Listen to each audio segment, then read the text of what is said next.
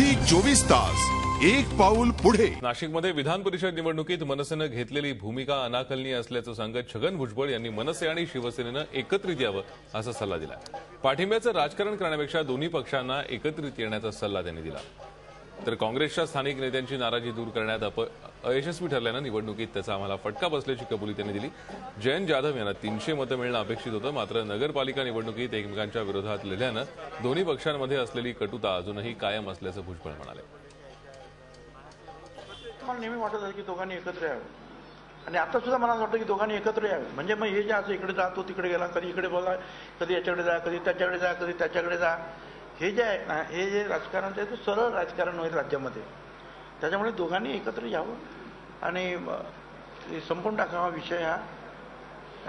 त्यामुळे सगळ्यांनाच बरं वाटेल, मला बरं वाटेल, बाळासाहेबांना सुद्धा बरं वाटेल, दोघे भाऊ एकत्र आले।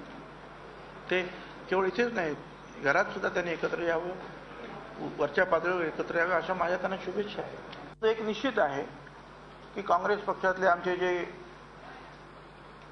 स्थानिक नेते जे आहेत, जिल्ह्यातले नेते, त्यांची नाराजी दूर करण्यामध्ये आम्ही फारसं काही यशस्वी झालो असं काही वाटत नाही